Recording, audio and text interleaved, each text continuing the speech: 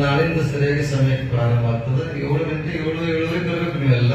ಇವತ್ತು ಸ್ವಲ್ಪ ಪ್ರಥಮ ದಿವಸದ ಅಂತ ಹೇಳ್ತಾರೆ, ತಡ ಆಗೈತಿ, ಲೇಟ್ ಆಗೈತಿ. ಎಲ್ಲಿಗೆ ಇವತ್ತಂದ್ರೆ ದಾಸಮಯ್ಯನವರ ಪುರಾಣವನ್ನ, ಚರಿತ್ರೆಯನ್ನ ನಾವು ಕೇಳುವಂಥವ್ರು, ನೋಡುವಂಥವ್ರು. ಇದು ದಾಸಮಯ್ಯನವರ ಪುರಾಣ ಕಾಣ್ತೈತೆ, ಇದು ಸಿಗಂಗಿಲ್ಲ. ಇದು ಯಾವಾಗ ತಯಾರಾಯ್ತಂದ ಪುಸ್ತಕ 1962, 1000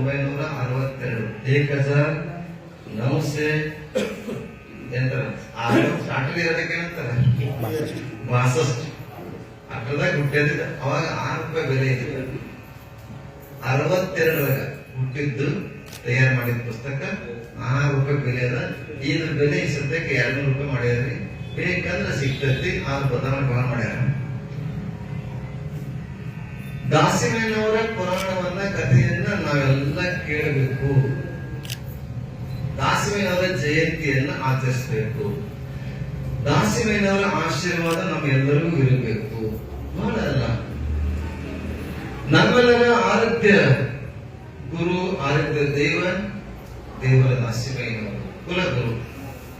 ಕುಲದೇವತೆ ಅಂದ್ರೆ ರಾಮಲಿಂಗ ಚೌಡೇಶ್ವರ. ಇವೆಲ್ಲ ಆಮೇಲೆ ಎಲ್ಲ ದೇವರುಗಳು ಬಂದಿತ್ತು. ನಮ್ಮ ಇಚ್ಛೆ, ನಮ್ಮ ಬೇಡಿಕೆ.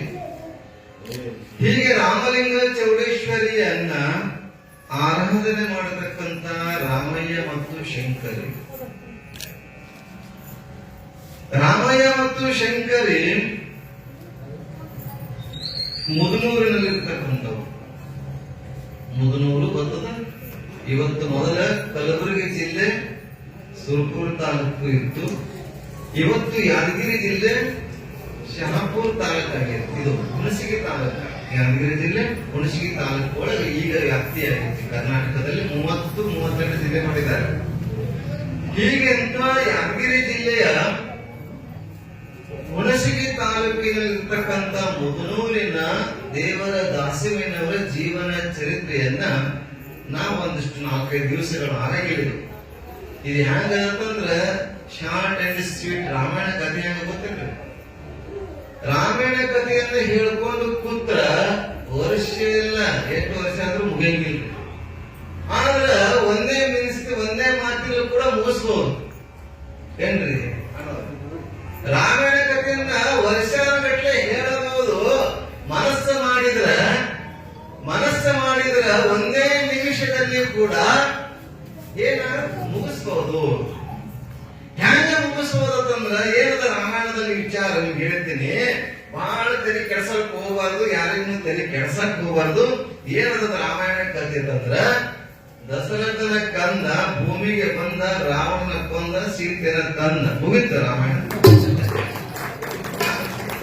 ಇಷ್ಟೇ ಕಥೆ. ಇಷ್ಟು ಕಥೆ ಹೇಳಕ್ ಸುಮ್ನೆ ಅಲ್ಲಿ ವನವಾಸ ಮಾಡಿದ್ರು, ಇಲ್ಲಿ ವನವಾಸ ಮಾಡ್ರು, ಆ ಕುಟೀರಕ್ಕೆ ಹೋದ್ರು, ಈ ಕುಟೀರಕ್ಕೆ ಹೋದ್ರು ಅನ್ಕೊಂಡು ನಾವು ಕೂಡುದಲ್ಲ. ಹಾಗೆ ವರ್ಷಗಟ್ಟಲೆ ನಾವು ದಾಸಮಯ್ಯನ ಪುರಾಣವನ್ನ ಆಗಿನ ಕವಿಗಳು, ವಿರೂಪಾಕ್ಷ ಪಂಡಿತರು, ಈಗಿನ ಕವಿಗಳು ಬೇಡ್ರಿ, ಈಗಿನ ಕವಿಗಳೆಲ್ಲ ಕಾಪಿ ಅಂಡ್ ಪೇಸ್ಟ್. ಆಗಿನ ಕಾಲದ ಕವಿಗಳ ತಂದ್ರೆ ಇದ್ದ ವಿಷಯವನ್ನ ಅತ್ಯಂತ ಸುಂದರವಾಗಿ ರಚನೆ ಮಾಡಿರ್ತಕ್ಕಂಥವ್ರು. ಈಗಿನೆಲ್ಲ ಕವಿಗಳು ಏನ್ ಮಾಡ್ತಾ ಇದ್ದಾರೆ, ಅವರ ಹೆಸರು ತೆಗೆದು ಇವ್ರ ಹೆಸರು ಅಂಕಿತ ನಾಮ ಹಾಕಿ ನಂದೇ ಹಾಡ ನಾನೇ ಬರೆದೀನಿ ಅಂತ ಹಾಕೋತಾರ. ಆಗ್ಬಾರ್ದು. ಅಂಥ ಪುರಾಣವನ್ನ ಬಹಳ ಸುಂದರವಾಗಿ ಇದೆಷ್ಟು ಅಧ್ಯಾಯ ನಾ ಹೀಗೆ ನೋಡ್ಬೇಕು. ನಾನು ಅವಾಗ ಓದಿದ್ದು ಈಗ ನಿಮ್ ಮುಂದೆ ಓದ್ಬೇಕು. 17ನೇ ಅಧ್ಯಾಯ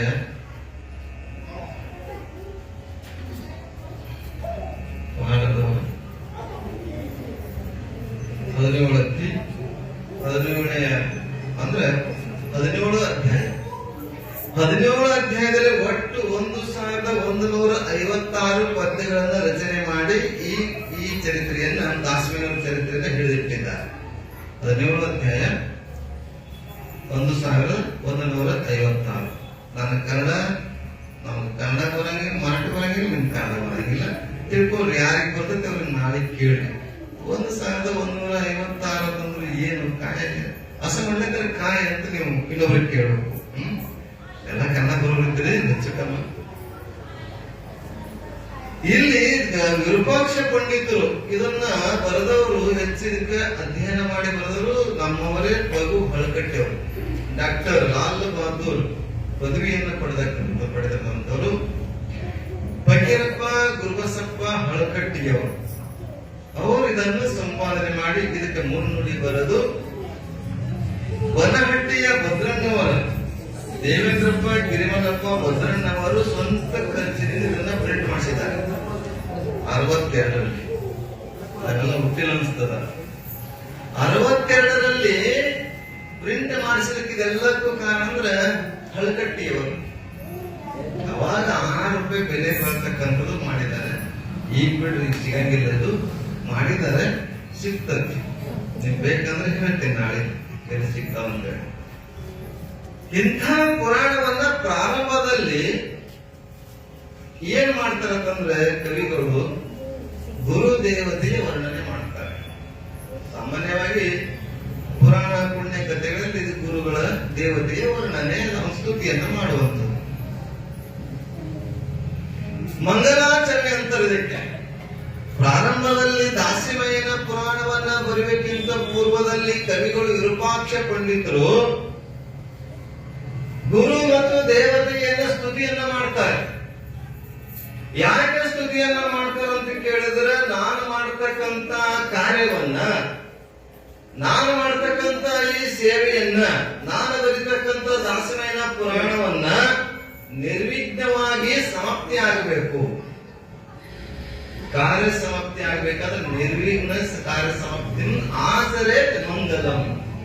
ಮಂಗಲಂ ಯಾಕೆ ಮಾಡ್ಬೇಕು, ಮಂಗಲಾಚರಣೆ ಯಾಕೆ ಮಾಡ್ಬೇಕಂತ ಕೇಳಿದ್ರೆ, ನಾವು ಮಾಡ್ತಕ್ಕಂತ ಕಾರ್ಯವನ್ನ, ನಾವು ಮಾಡ್ತಕ್ಕಂತ ಸಾಧನೆಯನ್ನ, ನಾವು ಮಾಡ್ತಕ್ಕಂತ ಪೂಜೆಯನ್ನ, ನಾವು ಮಾಡ್ತಕ್ಕಂತ ಈ ಉತ್ಸವನ್ನ ನಿರ್ವಿಘ್ನವಾಗಿ ಕಾರ್ಯ ಸಮಾಪ್ತಿ ಆಗಬೇಕು ಅನ್ನೋಗೋಸ್ಕರ ಮಂಗಲಾಚರಣೆಯನ್ನ ಮಾಡಬೇಕು. ಇಲ್ಲಿ ಕವಿಗಳು ಮಂಗಲಾಚರಣೆ ಯಾವ ರೀತಿಯಾಗಿ ಮಾಡ್ತಾರೆ ಅಂತ ಕೇಳಿದ್ರೆ, ಗುರುವಿನ ಸ್ತೋತ್ರ, ಗುರುವಿನ ಸ್ಮರಣೆ, ದೇವತೆಯ ಸ್ಮರಣೆ, ಪಾರ್ವತಿಯ ಸ್ಮರಣೆ, ನಂದೀಶನ ಸ್ಮರಣೆ, ಇರ್ತಕ್ಕಂಥ ಶಿವನ ಒಡ್ಭವರಗದಲ್ಲಿ ಇರ್ತಕ್ಕಂಥ ಎಲ್ಲಾ ದೇವಾನು ದೇವತೆಗಳ ಸ್ಮರಣೆಯನ್ನ ಮಾಡಿ ಇಲ್ಲಿ ಚರಿತ್ರೆಯನ್ನು ಮಾಡ್ತಾರೆ. ಚರಿತ್ರೆಯನ್ನ ಬರಿತಾ ಇಲ್ಲಿ ಮಂಗಲಾಚರಣೆ ಅಂತಂದ್ರ ನಿಮ್ಗೆಲ್ಲ ಗೊತ್ತಿದೆ. ಮಂಗಲ ಅಂತಂದ್ರೆ ನಾವು ಕೊನೆಗೆ ಮಾಡುವಂತ ಮಂಗಲ ಅಷ್ಟೇ ಅನ್ಕೊಂಡಿದ್ದೇವೆ. ಮಂಗಲ ಅಂದ್ರೆ ಕೊನೆ ಅಷ್ಟೇ ಅಲ್ಲ, ಪ್ರಾರಂಭದಲ್ಲಿ ಮಂಗಲ ಇದೆ, ಮಧ್ಯದಲ್ಲಿ ಮಂಗಲ ಇದೆ, ಕೊನೆಯಲ್ಲಿ ಮಂಗಲ ಇದೆ. ಆದಿ ಮಧ್ಯ ಅಂತ್ಯ. ಯಾವಾಗಾದ್ರೂ ಅಡಚಣೆಗಳು ಬಂದ್ರೆ ಏನಾಗ್ತದೆ, ಮಂಗಲ ದೇವರಿಗೆ ಮತ್ತೆ ಸ್ಮರಣೆ ಮಾಡುವಂತದ್ದಾಗ್ತದೆ. ಹಾಗೆ ಅಡಚಣೆಗಳು ಮತ್ತೆ ಮತ್ತೆ ಬರಬಾರದಕ್ಕೋಸ್ಕರ ನಾವೆಲ್ಲ ಮಂಗಲಾಚರಣೆ ಮಾಡ್ತಾ ಇರ್ಬೇಕು. ಆಗಾಗ ಮಂಗಲ ನಾವು ಬರೀ ಮಂಗಳಾರತಿ ಇರ್ತಿಲ್ಲ, ಅದು ಮಂಗಲ ಅಲ್ಲ. ನೀವು ಮಂಗಲ ಮಾಡುದು ಮಂಗಲ ಅಂತಲ್ಲ, ನಾವು ದೇವರಿಗೆ ಮನ್ಕೊಂಡವ್ರಿಗೆ ಎಬ್ಸಾಗತ್ತೇವಿ. ಸಿದ್ದರಾಮದನ ಏಳಯ್ಯ ಸಿದ್ದರಾಮ ಅಂತ ಕಾಡ್ತೇವಲ್ಲ, ಅವ್ನು ಎದ್ದನ ಮಲಗ್ಯಾನ ನಮ್ಗೆ ಗೊತ್ತಿಲ್ಲ, ಆದ್ರೆ ಎಬ್ಸಾಕ್ ಹೋಗ್ತೀವಿ. ಅವನೇನಾದ್ರೂ ಮಲಗಿದ್ರೆ ಮತ್ತೆ ಗೊತ್ತೇ ಹೋಗ್ತಿದ್ರು. ಯಾವ ದೇವರು ಮಹಾತ್ಮರು ಎಂದೂ ಮಲಗಂಗಿಲ್ಲ, ಯಾವಾಗ್ಲೂ ಜಾಗೃತ ಅವಸ್ಥೆ ಇರತಕ್ಕಂಥ ಅಂತ ಮಹಾತ್ಮರು ಅಂತ ಚರಿತ್ರೆಯನ್ನ ಬರೀಬೇಕಾಗಿತ್ತಂದ್ರ ಒಂದು 3 ರೀತಿಯ ಮಂಗಲಾಚರಣೆ ಇದೆ. 3 ರೀತಿಯ ಮಂಗಲ. ಕವಿಗಳು 3 ರೀತಿಯ ಮಂಗಲವನ್ನ ಹೇಳ್ತಾರೆ. ಹೆಂಗಂದ್ರೆ, ಒಂದು ನಮಸ್ಕಾರಾತ್ಮಕ ಮಂಗಲ. ನೆನಪಿಟ್ಕೋಬೇಕು ನೀವೆಲ್ಲ. ನಮಸ್ಕಾರಾತ್ಮಕ, ನಾನು ಏನನ್ನೋದು ನನ್ನ ಪ್ರವಚನ ನೇರ ವಿಷಯ, ನೇರ ಇರ್ತಾವ, ಮಾತುಗಳು ಸಿಗಂಗಿಲ್ಲ. ಮತ್ತೆ ಬೇರೆ ರಂಗ ನಗಿಸಿ ಹೋಗುವಂತದ್ದು ಕಥೆಗಳನ್ನ ಹೇಳುವುದಿಲ್ಲ. ಅದಕ್ಕೆ ನೇರವಾಗಿ ಏನ್ ವಿಷಯ ಇದೆ, ಏನ್ ಸಂದರ್ಭ ಇದೆ, ಆ ಸಂದರ್ಭಕ್ಕೆ ವಿಷಯಗಳನ್ನ ಪ್ರಸ್ತಾಪ ಮಾಡುವಂತ ಕೆಲಸ ನಂದು. ಒಬ್ಬರೇ ಇರಲಿ. ಅದಕ್ಕೆ ಇಲ್ಲಿ ಕವಿ ಮೂಲವಾಗಿ ದಾಸಿಮಯ್ಯನ ವಿಚಾರವನ್ನು ಇಟ್ಕೊಂಡು ನಾವು 7 ದಿವಸ ಚಿಂತನೆ ನಡೆಯುವಂಥದ್ದು. ದಾಸಿಮಯ್ಯ ಬಿಟ್ರೆ ಮತ್ತೆ ಏನು ಇರಬಾರ್ದು ನಮ್ಮ ತಲೆಯಾಗ. ಏನ್ರಿ, ದಾಸಿಮಯ್ಯ, ಪುತ್ರ ದಾಸಿಮಯ್ಯ, ನೆಂತ್ರ ದಾಸಿಮಯ್ಯ. ದಾಸಿಮಯ್ಯನ ಸ್ಮರಣೆಯನ್ನ ಮಾಡ್ತಾ ಮಾಡ್ತಾ ಹೋದಂದ್ರ ಅವನ ಕಾರ್ಯವನ್ನ ಅವನೇ ನೀಟಾಗಿ ಚಂದಾಗಿ ಯಶಸ್ವಿಯಾಗಿ ಮಾಡ್ಕೊಳ್ತಾನ ಅನ್ನುವಂಥದ್ದನ್ನ ನಾವು ಮರಿಬಾರ್ದು. ಅವನ ಕಾರ್ಯ ಮಾಡ್ಕೊಳ್ತಾನೆ. ಹಾಗೆ ದಾಸಿಮಯ್ಯನವರ ಚರಿತ್ರೆಯನ್ನ, ಪುರಾಣದಲ್ಲಿರ್ತಕ್ಕಂಥ ವಿಷಯವನ್ನ ನೋಡ್ತಾ ಬರ್ತೇವೆ. ಮಂಗಲಾಚರಣೆಯನ್ನ 3 ರೀತಿಯ ಮಂಗಲವನ್ನ ಮಾಡಿದ್ದಾರೆ. ಹೆಂಗ ನಮಸ್ಕಾರಾತ್ಮಕ ಮಂಗಲ. ನಮಸ್ಕಾರವನ್ನು ತಿಳಿಸುವಂಥದ್ದು. ನೀವಂತಿರ್ಲಿ ಯಾವಾಗ ನೀವು ಭೇಟಿ ಒಬ್ಬರಿಗೊಬ್ಬರು ಭೇಟಿ ಆದ್ರೆ ನಮಸ್ಕಾರ ರೀ ಅಂತೇವಿ, ಶರಣಾರ್ಥಿ ಅಂತೇವಿ, ರಾಮ್ ರಾಮ್ ಅಂತೇವಿ. ಈಗ ಲೇಟೆಸ್ಟ್ ಆಗಿ ಹೆಲೋ ಹಾಯ್ ಅಂತ ಬಾಯ್ ಅಂತ ಬಂದೈತಿ, ಅವೆಲ್ಲ ಅನ್ಬಾರದು. ನಮ್ಮ ಪರಂಪರೆ ನಮಸ್ಕಾರ, ಆಮೇಲೆ ಶರಣಾರ್ಥಿ, ಆಮೇಲೆ ರಾಮ್ ರಾಮ್, ಇವೆಲ್ಲ ನಮ್ಮ ಶಬ್ದಗಳು. ಭಾರತೀಯ ಸಂಪ್ರದಾಯದಲ್ಲಿ ಇರ್ತಕ್ಕಂಥ ಎಲ್ಲ ಶಬ್ದಗಳನ್ನು ಉಪಯೋಗ ಮಾಡಬೇಕು. ನಮಸ್ಕಾರ ಮಂಗಲ, ನಮಸ್ಕಾರಾತ್ಮಕ ಮಂಗಲ.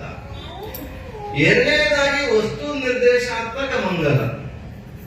ವಸ್ತು ನಿರ್ದೇಶಾತ್ಮಕ ಮಂಗಲ ಅಂದ್ರೆ ವರ್ಣನೆ. ಈಗ ಕೈಲಾಸದ ವರ್ಣನೆ ಅಷ್ಟೇ ಅಲ್ಲದೆ ಮುದುನೂರಲ್ಲಿ ಕ್ಷೇತ್ರದಲ್ಲಿ ಇರ್ತಕ್ಕಂಥ ವಸ್ತುಗಳ ರೂಪಗಳ ಅಲ್ಲಿಯ ಪರಿಸರದ ವರ್ಣನೆ ಮಾಡ್ತಕ್ಕಂಥದ್ದು ವಸ್ತು ನಿರ್ದೇಶಾತ್ಮಕ ಮಂಗಲ. ಮೂರನೇದಾಗಿ ವಸ್ತು ಆಯ್ತು, ನಮಸ್ಕಾರಾತ್ಮಕ ಆಯ್ತು, ಎರಡೂ ನಂತರದ ಕೊನೆ ಏನಂದ್ರೆ ಆಶೀರ್ವಾದಾತ್ಮಕ ಮಂಗಲ. ಈ ಪುರಾಣ ಪುಣ್ಯ ಕಥೆಗಳನ್ನ ನಿಮ್ಗೆಲ್ಲ ಗೊತ್ತಿದೆ. ಸತ್ಯನಾರಾಯಣ ಕಥೆ, ವರದಾಶಂಕರ ಕಥೆ, ವೈಭವ ಲಕ್ಷ್ಮಿ ಕಥೆ, ಏನೇನು ಕಥೆಗಳೆಲ್ಲ ಓದ್ತಿರ್ಲಿಲ್ಲ. ಕೊನೆಗೆ ಆಶೀರ್ವಾದ ಆಗ್ತದೆ. ಈ ಕಥೆಗಳನ್ನ ಓದುವುದರಿಂದ ಎಲ್ಲ ಪ್ರಪಂಚದ ಎಲ್ಲವನ್ನ ದುಃಖವನ್ನ ನಾಶ ಮಾಡಿ ನಿಮ್ಗೆಲ್ಲ ಸುಖ ಸಂಪತ್ತಿಯನ್ನು ಕೊಡ್ತಕ್ಕಂಥ ಈ ಚರಿತ್ರೆ ಅಂತ ಬರೆದಿರ್ತಾರೆ ಆ ಕಥೆಯ ಪ್ರಾರಂಭದಲ್ಲಿ. ಹಾಗೆ ಈ ಪುರಾಣ ಪುಣ್ಯ ಕಥೆ ಕೇಳೋದ್ರಿಂದ ಆ ಸಂತರ ಆ ಮಹಾತ್ಮರ ಆಶೀರ್ವಾದ ಆಗ್ತದಲ್ಲ, ಇದು ಆಶೀರ್ವಾದಾತ್ಮಕ ಮಂಗಲ. ಈ ರೀತಿ ಮೂರಿದೆ. ಏನ್ರಿ ಅಣ್ಣವರ ಮೊಬೈಲ್ ಬಿಡ್ರಿ. ಮೂರು ರೀತಿ ಮಂಗಲ. ನಿಮಗೆ ಎಷ್ಟು ಬಸವಣ್ಣ ನೀವೇ ಈಗ ನಮ್ಗೆ ಇಬ್ರು ಎರಡೆರಡು ಬಸವಣ್ಣ. ಮಂಗಲದಲ್ಲಿ ಮೂರು.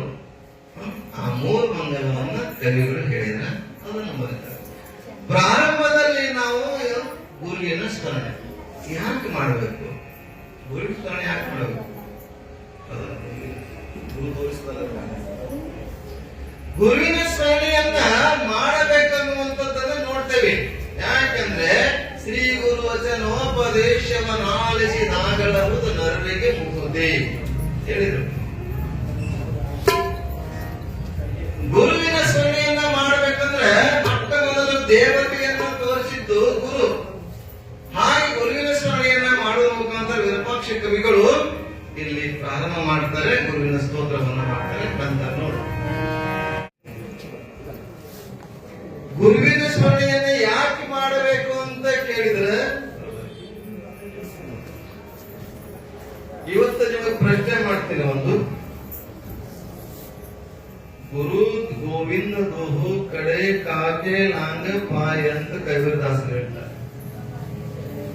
ಗುರುಗಳು ಮತ್ತು ಗೋವಿಂದ ಇಬ್ಬರು ನಿಂತಿದ್ದಾರೆ. ಏನಿದ್ದಾರೆ ಅಂತಂದ್ರೆ ನಮ್ಮ ಎದುರುಗಡೆ.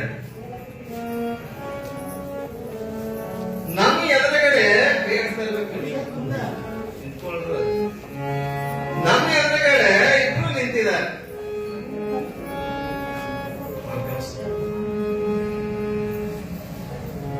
ಯಾರಿಗೆ ನಮಸ್ಕಾರ ಮಾಡ್ಬೇಕು ಅನ್ನುವಂಥದ್ದನ್ನ ಮಾಡ್ತೀನಿ. ಯಾರಿಗೆ ಮಾಡ್ಬೇಕು? ಪರಮೇಶ್ವರ. ಯಾರಿಗೆ ಮಾಡ್ಬೇಕು? ದೇವರಿಗೆ ಮಾಡ್ತಾರ, ಯಾರು ಮನುಷ್ಯ. ಗುರು ದೇವರು ಇಬ್ರು ನಿಂತಾರ, ಯಾರಿಗೆ ನಮಸ್ಕಾರ ಮಾಡ್ಬೇಕ? ನನಗೆ ಮುಂದೆ ಹೋದ ಪರಮೇಶ್ವರ ಜಗತ್ತಿಗೆ ಅಲ್ಲಿ ಮೊದಲು ನಾವ್ ಏನ್ ಮಾಡ್ತೇವಿ? ಕೆಲವರು ಗುರುಗಳಿಗಂತಾರೆ, ಕೆಲವರು ದೇವರಿಗಂತಾರೆ. ಆದ್ರೆ ಗುರು ದೇವತೆಯ ಪ್ರಶ್ನೆದಲ್ಲಿ ನಾವು ಮೊದಲು ಬೇಡ್ರಿ, ಅದೇ ಬಿಡ್ರಿ, ಅದು ಗೊತ್ತಾಗಂದ್ರೆ ಇಲ್ಲಿ ಅವನ ಮೊದಲ ಅಪ್ಪನ ಮೊದಲ. ತಂದೆ ಮತ್ತು ತಾಯಿ ಇಬ್ರು ನಿಂತಾರ, ಯಾರಿಗೆ ನಮಸ್ಕಾರ ಮಾಡ್ಬೇಕು? ಮೊದಲ ತಾಯಿಗೆ ಮಾಡ್ಬೇಕು. ತಾಯಿಗೆ ಮಾಡಬೇಕು ಅಂತ. ಯಾಕಂದ್ರೆ ವೇದ ಉಪನಿಷತ್ತುಗಳು ತಂದೆ ಶ್ರೇಷ್ಠ ತಾಯಿ ಕನಿಷ್ಠ ಅಲ್ಲ, ಆದರೆ ಮೊಟ್ಟ ಮೊದಲು ತಾಯಿಗೆ ನಮಸ್ಕಾರ ಮಾಡ. ತಾಯಿಗೆ ಯಾಕೆ ನಮಸ್ಕಾರ ಮಾಡ್ಬೇಕಂದ್ರ ಹಡೆದು ಹೊತ್ತು ಹೆತ್ತು ಇರ್ತಾರೆ, ತುತ್ತು ಕೊಟ್ಟು ಬೆಳೆಸಿ ದೊಡ್ಡವನಾಗಿ ಮಾಡಿರ್ತಾರೆ. ದೊಡ್ಡವನಾಗಿ ಮಾಡುವುದರ ಜೊತೆಗೆ ಇವನು ನಿಮ್ಮ ಅಪ್ಪ, ಇವನು ನಿಮ್ಮ ಅಣ್ಣ, ಇವನು ನಿಮ್ಮ ಅಪ್ಪ, ಕಾಕ, ಬಾಬ, ಇವೆಲ್ಲ ಪರಿಚಯ ಯಾರು ಮಾಡಿಸ್ಕೊಡ್ತಾರೆ ಅಂತ ಕೇಳಿದ್ರೆ ತಾಯಿ ಮಾಡಿಸ್ಕೊಡ್ತಾಳೆ. ಅದಕ್ಕೆ ತಾಯಿ ನಮಸ್ಕಾರ ಅಂತ ಮೊದಲು. ಹಾಗೆ ಗುರು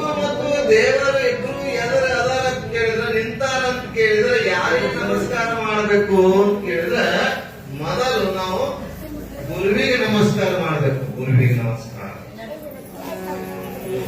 ಹಾಗಿಲ್ಲಿ ಗುರುವಿನ ಸ್ಮರಣೆಯನ್ನ ಮಾಡುತ್ತ ವಿರೂಪಾಕ್ಷ ಪಂಡಿತರು ಗುರುವಿನ ಸ್ಮರಣೆ, ದೇವರ ಸ್ಮರಣೆ, ಕೈಲಾಸವನ್ನ ಎಲ್ಲವನ್ನ ಮಾಡಿಕೊಂಡು ಹೋಗಿ ಕೈಲಾಸದಲ್ಲಿ ಎಲ್ಲ ಮಹಾತ್ಮರು ಶಿವನ ವಟೋದಕದಲ್ಲಿ ಕುಂತಿದ್ದಾರೆ.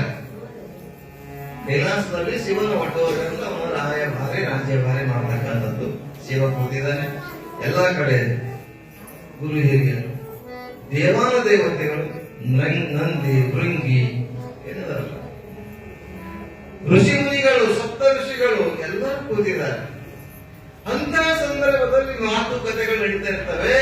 ಅದೇ ಸಂದರ್ಭದಲ್ಲಿ ನಾರದ ಮಹರ್ಷಿ ಬರ್ತಾರೆ. ನಾರಾಯಣ ನಾರಾಯಣ. ನಾರದ ಮಹರ್ಷಿ ಬಂದಿದ್ದಾನೆ. ಅವನು ತ್ರಿಲೋಕಿ ಸಂಚಾರಿ ಅಂತ ಕರೀತಾರೆ. ಏನಂತ ಮಾತಾಡ್ತಾರೆ? ನೀವೆಲ್ಲ ಸ್ವಲ್ಪ ಕೂಡ ಮಾತಾಡ್ತಾ ಇರ್ಬೇಕು. ನಾವು ಹೊಸಬ್ರು, ನೀವು ಹೊಸಬ್ರಾಗಿರ್ತೀರಿ, ಮಾತಾಡ್ತಾ ಇರ್ಬೇಕು. ನಾರಾಯಣ ನಾರಾಯಣ ಅಂದ್ಕೊಂಡು 3 ಲೋಕವನ್ನ ಸಂಚಾರ ಮಾಡಿ ಕೈಲಾಸಕ್ಕೆ ಬಂದಿದ್ದಾರೆ. ಶಿವನ ಹತ್ತಿರ ಬಂದಿದ್ದಾನೆ. ಯಾಕಂದ್ರೆ ಇಲ್ಲಿಗೆ ಸುದ್ದಿಯನ್ನ ಅಲ್ಲೇ ಮುಟ್ಸಕ್ಕ, ಸುದ್ದಿಯನ್ನು ಮುಟ್ಸಕ್ಕ, ಅಲ್ಲಿ ಸುದ್ದಿಯನ್ನ ಮುಟ್ಟಿಸ್ಬೇಕು ಅಂತ ವಿಚಾರ ಮಾಡಿದ್ರೆ ನಮ್ಮ ವಿಚಾರ ಇನ್ನೊಂದಿಷ್ಟು ಹಿಂದೆ ಹೇಳ್ತೀನಿ. 3 ಲೋಕದ ಎಷ್ಟು ಲೋಕದ ಗೊತ್ತಿಲ್ಲ. ನೀವು ಕೇಳ್ತೀರಿ ಎಷ್ಟು ಲೋಕದವ್ರಿ ಇದೆ. ನಾಳೆ ನೀವು ಫುಲ್ ಆಗ್ತೀರ. ಯಾರಿಗೆ ಪ್ರಶ್ನೆ ಅವರು ಹೊರಗೆ ಹಾಕಂತ ಹೇಳಿದ್ರೆ ಇಲ್ಲ, ಮಳೆ ಅದ, ಅವಕಾಶ ಅದ, ಏನ್ ಮಾಡ್ರಿ ತಂದ್ರು ಒಳಗೆ ಹಾಕ್ಯಾರ. ಈಗ ನೀಟಾಗಿ ಎದ್ದಿ ಮುಂದೆ ಇದು ಅವ್ರಿಗೆ ಹೊರ ಹಾಕ್ತಿರಂತ ಗೊತ್ತದ. ಹಾಗಿಲ್ಲಿ 3 ಲೋಕ ಅಲ್ಲ, 14 ಲೋಕಗಳದಾವ. 14 ಲೋಕ ನಿಮ್ಗೆಲ್ಲ ಗೊತ್ತಿದೆ. ನಿಮ್ಗೆಲ್ಲ ಎರಡೇ ತವರು ಊರ, ಗಂಡು ಊರ, ಎರಡೇ ಊರ. ಇವರಿಗೆ ಎಲ್ಲ ಊರ. ನಿಮ್ ನೋಡಕ್ ಬರ್ಬೇಕಿತ್ತು ಮುಂಚೆ ಇವರೆಲ್ಲ ಊರಿಗೆ ಅಡ್ಡಾಡ್ಕೊಂಡು ಬಂದು ನಿಮ್ ಊರಿಗೆ ಬಂದು ನಿಮ್ ಕರ್ಕೊಂಡ್ ಬಂದಾರ. ಆದ್ರೆ ನಾರದ ಮಹರ್ಷಿಗೆ 3 ಲೋಕ ಸಂಚಾರ ಅಂತ ಹೇಳ್ತಾರಲ್ಲ, 3 ಲೋಕ ಇಲ್ಲ, 14 ಲೋಕಗಳಿದ್ದಾವೆ. ದೇವಿ ಪುರಾಣದಲ್ಲಿ, ದೇವಿ ಭಾಗವತದಲ್ಲಾಗಲಿ, ಶಿವಪುರಾಣದಲ್ಲಾಗಲಿ ಅನೇಕ ಪುರಾಣಗಳಲ್ಲಿ ಹೇಳ್ತಾ ಬರ್ತಾರೆ. ಎಷ್ಟು ಲೋಕ? 14 ಲೋಕ. 14 ಲೋಕಗಳು ಹೆಂಗಂತ ಕೇಳಿದ್ರ, ಕೆಳಗೆ 7 ಲೋಕ, ಮೇಲೆ 7 ಲೋಕ ಅಂತ. ಕೆಳಗ 7 ಲೋಕ, ಮ್ಯಾಲೆ 7 ಲೋಕ. ತಳ, ಅತಳ, ಸುತಳ, ಪಾತಾಳ, ತಳತಳ, ರಸಾತಳ ಅಂತ ಕೆಳಗೆ 7 ಲೋಕ. ಮ್ಯಾಲ ಭೂ, ಭುವ, ಸ್ವಹ, ಮಹ, ಜನ, ತಪ, ಸತ್ಯ ಲೋಕಗಳು ಮ್ಯಾಲೆ 7 ಲೋಕ. ಆ 7 ಲೋಕ, ಈ 7 ಲೋಕ, 14 ಲೋಕಗಳಂತ ನಾವು ಹೇಳ್ತೇವೆ. ಆದ್ರೆ ಇದು ಸಾಮಾನ್ಯವಾಗಿ 3 ಲೋಕ ಅಂತ ಹೇಳ್ತೇವೆ. 3 ಲೋಕ ಅಂದ್ರೆ ನಮಗೆ ಹೊರಗಿನ ಮತ್ತೆ ಲೋಕ ಕೈಲಾಸ, ಜ್ಞಾನ, ಇದು ಭೂಲೋಕ, ಮಾರ್ಗ ಲೋಕ, ಮಾತಾಡ ಅಷ್ಟೇ. 14 ಲೋಕಗಳದಾವ. ಈ ಲೋಕಗಳಿಂದ ಸಂಚಾರ ಮಾಡಿ ಪರಮಾತ್ಮ ಹತ್ತಿರ ಬಂದಿದ್ದಾನೆ. ಶರಣಾರ್ಥಿ ನಮಸ್ಕಾರ ಎಲ್ಲ ಆಗಿದೆ. ಶಾಸನ ಸ್ವೀಕೃತಿ ತಿಳಿತೀನಿ. ಮೊದಲಕ್ಕೆ ರಾಮಾಯಣ ಕಥೆ ಕೇಳ್ಬಿಡ್ತೀನಿ. ಏನ್ ಹೇಳಿದ್ರು ರಾಮಾಯಣ ಕಥೆ ಅಂದ್ರೆ ನೀವು ಬಲ್ಲಾದ್ರು ಬಂದವ್ರಿಗೆ ಹೇಳ್ರಿ. ನಾಳೆಗೆ ನೀವು ಹೋಗ್ತಿರಲ್ಲ, ಅದು ಇದು ಮಾತಾಡ್ಬೇಡ್ರಿ. ಹಿಂಗ್ ಹೇಳಿದ್ರು ಹಂಗಿದ್ರು ಅಂತ ಹೇಳಿ ಅಲ್ಲಿ ಎಷ್ಟು ಸುಂದರವಾಗಿ ಹೇಳ್ತಾರೆ ಕೇಳಿದ್ರೆ, ಈ ಜಗತ್ತನ್ನು ನಿರ್ಮಾಣ ಮಾಡಿರ್ತಕ್ಕಂಥ ಪರಮಾತ್ಮ ಗೊತ್ತಿರ್ತದೆ ಎಲ್ಲ ಈ ಲೋಕದಲ್ಲಿ ಏನೇನು ನಡೀತಾ ಇದೆ ಅಂತ. ಆದ್ರೂ ಕೂಡ ಒಬ್ಬ ಭೂತನನ್ನ, ನಾರದನನ್ನ ಮುಖ್ಯವಾಗಿ ಇಟ್ಕೊಂಡು ಈ ಲೋಕದ ಸುದ್ದಿಯನ್ನ, ಸಮಾಚಾರವನ್ನ, ವಿಷಯವನ್ನೆಲ್ಲ ಹೋಗಿ ಪರಮಾತ್ಮಗೆ ಒಪ್ಪಿಸ್ತಾನೆ. ಹೇ ಪರಮಾತ್ಮ, ಇಲ್ಲಿರ್ತಕ್ಕಂಥ ಈ ಲೋಕವನ್ನ ಸೃಷ್ಟಿ ಮಾಡಿ ನೀನು ಸೃಷ್ಟಿಕರ್ತ, ನೀನು ಲಯಕರ್ತ. ಆದ್ರೆ ಈ ಲೋಕದಲ್ಲಿ ಇರ್ತಕ್ಕಂಥವರು ನಿನ್ನನ್ನೇ ಮರೆತಿದ್ದಾರೆ. ಏನ್ ಮಾಡಿದಾರ? ನಿನ್ನನ್ನೇ ಮರೆತಿದ್ದಾರೆ. ನಿನಗೆ ಮರೆತಿದ್ದಾರೆ ಅವರು. ತಂದೆ ತಾಯಿಯನ್ನ ಗೌರವ ಕೊಡ್ತಾ ಇಲ್ಲ, ತಾಯಿ ತಂದೆಗೆ ತಂದೆ ತಾಯಿ ಅಂತ ಇಲ್ಲ, ಅಣ್ಣ ತಮ್ಮಂದಿರು ಒಂದು ಒಬ್ಬರಿಗೊಬ್ಬರು ಪ್ರೀತಿ ಇಲ್ಲ, ಆಗ್ತಂಗೆ ಒಬ್ರಿಗೊಬ್ರು ಪ್ರೀತಿ ಇಲ್ಲ. ಅತ್ತಿ ಕಂಡ ಸೊಸೆ ಆಗಲ್ಲ, ಸೊಸೆ ಕಂಡ ನಮ್ಗೆ ಬಿಡ್ರಿ. ಈಗೇನಾರ ಸೊಸೆ ಬರ್ಬೇಕಾಗಿತ್ತು ಅಂದ್ರೆ ನಮ್ಮ ಮನೀಗ ಅದಕ್ಕೆ ಕೇಳ್ತಾರಂತ, ಏನು ಕಸರಟಕ್ಕೆ ಅದಾವಿಲ್ಲ ಅಂತ ಕೇಳ್ಬೇಕು.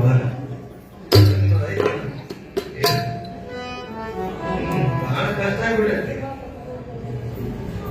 ಆ ಫೋಟೋ ಬಾಡಿ ಅದಾವಂತಿದ್ರು ಇರ್ಬೇಕಂತ ಮೊದಲ. ಹಾಗೆ ಇಲ್ಲಿ ನೋಡ್ರಿ, ಇಲ್ಲಿಯ ಸುದ್ದಿಯ ಸಮಾಚಾರವನ್ನ ಇಲ್ಲಿ ಧರ್ಮವನ್ನ ಗ್ಲಾನಿ ಆಗ್ತಾ ಇದೆ. ಧರ್ಮದ ಗ್ಲಾನಿ, ಧರ್ಮವನ್ನ ನಾಶ ಆಗ್ತಾ ಇದೆ. ಇಲ್ಲಿ ಯಾರು ವಿಭೂತಿ ಆಗಲಿ, ಲಿಂಗ ಆಗಲಿ, ರುದ್ರಾಕ್ಷಿ ಆಗಲಿ, ಗುರುಲಿಂಗ ಜಿಂಗಮರ ಮೇಲೆ ಪ್ರೀತಿ ಭಕ್ತಿಯನ್ನ ಮಾಡ್ತಾನೆ ಕುಂತಿದೆಲ್ಲವನ್ನ ಹೇಳ್ತಾನೆ. ಧರ್ಮದ ಗ್ಲಾನಿ ಆಗ್ತಾ ಇದೆ. ಧರ್ಮದ ಗ್ಲಾನಿ ಆಗ್ತಾ ಇದೆ ಅಂತಂದಾಗ ಪರಮಾತ್ಮನಿಗೆ ಗೊತ್ತಾಗ್ತದೆ, ಪರಮಾತ್ಮನಿಗೆ ಸಿಟ್ಟು ಬರ್ತದೆ. ನಿಮ್ಗೆಲ್ಲ ಗೊತ್ತಿದೆ 1992-93 1993 ಹಿರಾಯ್ ಭೂಕಂಪ 1993 ಸಿಟ್ಟು ಬಂದು ಪರಮಾತ್ಮ ನಾವು ಗಣಪತಿ ಉತ್ಸವನ್ನ ಮಾಡಿ ಅವ್ಯವ ಹಾಡವನ್ನ ಹಾಡಿ ಹಾಕಿ ಡ್ಯಾನ್ಸ್ ಮಾಡಿ ಪಟ್ಟಿಯನ್ನು ಎತ್ತಿ ಅವನ ಹೆಸರಲ್ಲೇ ಪಟ್ಟಿ ಎತ್ತದು, ಅವನ ಹೆಸರಲ್ಲೇ ಟಿವಿ ಎತ್ತದು, ಅವನ ಹೆಸರಲ್ಲೇ ಸರಿ ಕುಡಿದು ಡ್ಯಾನ್ಸ್ ಮಾಡಿ ಮಾಡಿ ಮಾಡಿ ಅವನದೇ ಭಜನೆ ಇಸ್ಪೇಟ 13 ತಾಳ ಭಜನೆ ಮಾಡಿದ್ದು ಖರೆ, ಹೊಲ ಮನಿ ಮಾರಿದ್ದು ಖರೆ. ನಾನ್ ಮಾಡಿ ಸಿಟ್ಟು ಬಂದು ನಾವು ಪುಣ್ಯಾಕ್ ಶುರು ಮಾಡುವ, ಪುಣ್ಯಾಕ್ ಶುರು ಜಡಿ ಬಿಚ್ಚಿ ಪುಣ್ಯಾಕ್ ಶುರು ಮಾಡೋದು ಭೂಮಿ ಉಲ್ಟನೆ ಆಯ್ತು. ಅದಕ್ಕೆಲ್ಲ ಡಬ್ಬ ಇದೆ, ಅವಾಗ ಎಷ್ಟೆಷ್ಟು ಆಗಿದೆ ಮಾನ್ಯ ನೋಡಲ್ಲ ಮಾಸ್ಕ್ ಹಾಕೋದು ಇದೆಲ್ಲ. ನಾವು ದನಗಳಿಗೆ ಬಸವಣ್ಣಿಗೆ ಮಾಸ್ಕ್ ಹಾಕ್ತಿದ್ದೇವೆ, ದನಗಳಿಗೆ ಅವು ಪಾಪ ಶಾಪ ಕೊಟ್ಟಿರ್ಬೇಕು. ನಮಗ್ ಒಂದ್ಸಲ ನೀವು ಮಾಸ್ಕ್ ಹಾಕ್ತಿರಲ್ಲ, ಮಾಸ್ಕ್ ಹಾಕ್ತಿರಲ್ಲ ಕನ್ನಡದಾಗ ಮಾಸ್ಕ್ ಇದೆ, ಬಾಯ್ಕಟ್ಟು. ಅದಕ್ಕೆ ಬಾಯಿಗೆ ಕಟ್ಟೆ ಹಾಕಿದೆಯಲ್ಲ ದನಕ್ಕೆ ಎತ್ತಿಗೆ, ಅದು ಶಾಪ ಕೊಟ್ಟಿರ್ಬೇಕು. ನಿಮಗೂ ಒಂದು ದಿವಸ ಕಟ್ಟಿಸ್ತೇನೆ ಅಂದಿರ್ಬೇಕು. ಅದಕ್ಕೆ ನಾವೆಲ್ಲ 2 ವರ್ಷ ಇದ್ದು ಕಟ್ಕೊಂಡೆ ತಿರುಗಾಡ. ಒಬ್ಬರು ಮನೆಗೆ ಒಬ್ಬರು ನೋಡಿಲ್ಲ, ಒಬ್ಬರು ಮುಖ ಒಬ್ಬರು ನೋಡಿಲ್ಲ, ಒಬ್ಬರು ಮನೆಗೆ ಒಬ್ಬರು ಹೋಗಿಲ್ಲ. ಎಂತ ಕಾಲ. ಅದಕ್ಕೆ ದೇವತೆ ಮೇಲೆ, ಗುರುವಿನ ಮೇಲೆ ನಮ್ಮ ಲಿಂಗಾಯತ ಪರಂಪರೆ, ಲಿಂಗಾಯತ ಪರಂಪರೆ ನಮ್ಮ ಲಿಂಗ ಗುರು ಜಂಗಮ ಆರಾಧನೆ ಮಾಡ್ತಕ್ಕಂಥದ್ದು ಪರಂಪರೆ. ಇದ್ಯಾವುದೂ ಮಾಡ್ತಾ ಇಲ್ಲ ಅಂತಂದಾಗ ಪರಮಾತ್ಮ ಸಿಟ್ಟು ಮಾಡಿಲ್ಲ ಹೌದಾ ಅಂತ ಕೇಳ್ತಾರೆ. ಭಗವದ್ಗೀತೆ ಒಂದು ಮಾತಿದೆ, ಯದಾ ಯದಾ ಹಿ ಧರ್ಮಸ್ಯ ಗ್ಲಾನಿರ್ಭವತಿ ಭಾರತ, ಯದಾ ಯದಾ ಹಿ ಧರ್ಮಸ್ಯ ಗ್ಲಾನಿರ್ಭವತಿ ಭಾರತ, ಅಭ್ಯುತ್ಥಾನಂ ಅಧರ್ಮಸ್ಯ ತದಾತ್ಮಾನಂ ಸೃಜಮ್ಯಹಂ ಪರಿತ್ರಾಣಾಯ ಸಾಧೂನಾಂ ವಿನಾಶಾಯ ಚ ದುಷ್ಕೃತಂ ಧರ್ಮ ಸಂಸ್ಥಾಪನಾರ್ಥಾಯ ಸಂಭವಾಮಿ ಯುಗೇ ಯುಗೇ.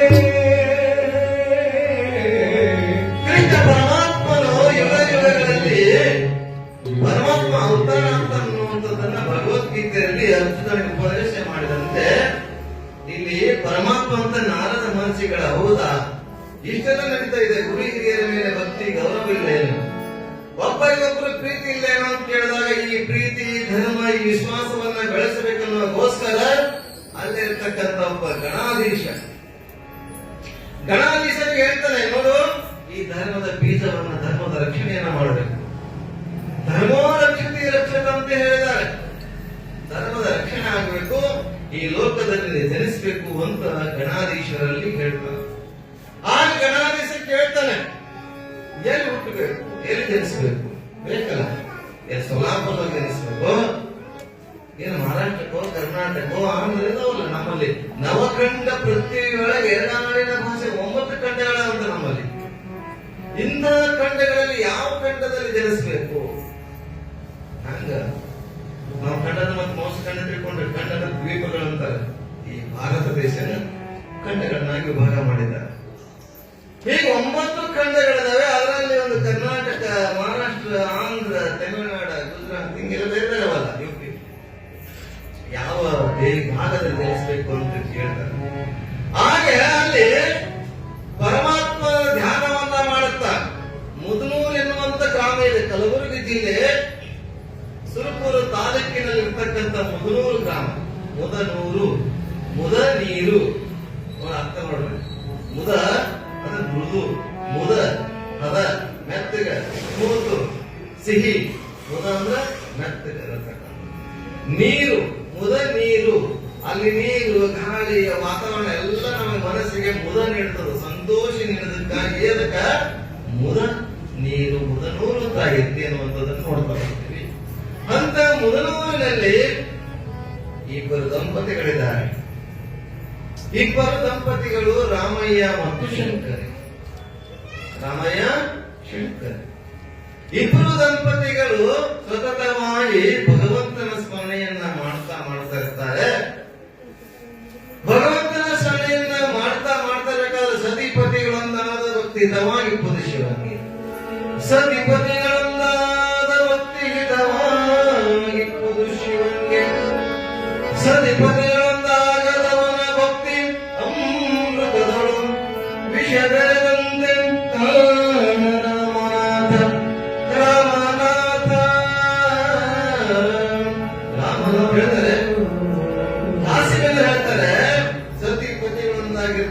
ಭಕ್ತಿ ಮಾಡ್ತಕ್ಕಂತ ಇಬ್ಬರು ದಂಪತಿಗಳಿದ್ದಾರೆ.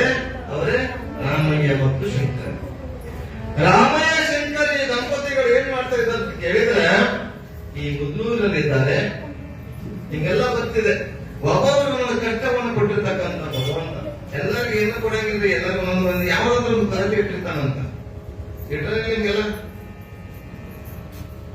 ಅದಕ್ಕ ನಾಳೆ ಒಬ್ಬ ಹಿರಿಯರ್ ಕೊಡ್ಬೇಕು ನಾನು ಮುಂದೆ. ಈಗ ಅವಾಗಳಿಗೆ ಮಾತಾಡ್ಸಕ್ಕವ್ರಂತ ಮಾತಾಡಲಿ, ಒಬ್ಬ ಹಿರಿಯರ್ ಕೊಡ್ಬೇಕು. ಇವ್ರಿಗೆ ಮಾತಾಡ್ಸ್ರ ಅವ್ರು ನಮಗೆ ಹೆಚ್ಚು ಹೇಳ್ತಾರ ಮಾತಾಡೋರು. ಅದಕ್ಕ ಏನ್ ಮಾಡ್ಬೇಕಂತ ಕೇಳಿದ್ರೆ, ಅಲ್ಲಿ ದಂಪತಿಗಳಿದ್ದಾರೆ. ಇಬ್ಬರು ದಂಪತಿಗಳು ಬಹಳ ದೇವರ ಮೇಲೆ ಭಕ್ತಿ, ಒಂದೊಂದು ಕೊರತೆಗಳನ್ನ ಕಷ್ಟವನ್ನ ಕೊಡ್ತಾರಂತ ಭಗವಂತ. ಆದ್ರೆ ಎಲ್ಲವನ್ನ ಕೊಟ್ಟಿರ್ತಕ್ಕಂಥ ಈ ದಂಪತಿಗಳಿಗೆ ಒಂದು ಕೊರತೆ ಇಟ್ಟಿದ್ದ. ನಿಮ್ಗೆಲ್ಲ ಗೊತ್ತಿದೆ, ಅಂಬಿಗರ ಚೌಡಯ್ಯನವರು ಒಂದು ಮಾತನ್ನು ಹೇಳ್ತಾರೆ,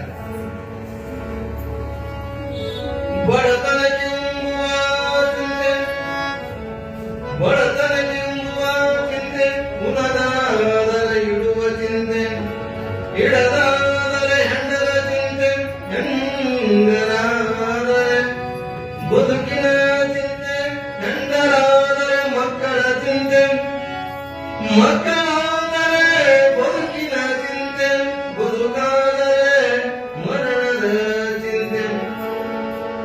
ಇಂತೆ ಹಲವು ಚಿಂತೆಗಳಲ್ಲಿ ಇದ್ದವರನ್ನು ಕಂಡೆನು, ಆದರೆ ಶಿವಚಿಂತೆಯಲ್ಲಿ ಶಿವಜ್ಞಾನದಲ್ಲಿ ಇದ್ದವರ ಒಬ್ಬರನ್ನು ಕಾಣೆಯಿಂದ ಅಂತ ನಮ್ಮ ಅಂಬಿಗರ ಚೌಡಯ್ಯ. ಅಂಬಿಗರ ಚೌಡಯ್ಯನವರು ಹೇಳ್ತಾರೆ, ಎಲ್ಲಾ ಚಿಂತೆ ಇದಾವೆ, ಒಬ್ಬೊಬ್ಬರ ಒಂದೊಂದು ಚಿಂತೆಯನ್ನ ಪರಮಾತ್ಮ ಕೊಟ್ಟಿರ್ತಾನಂತೆ.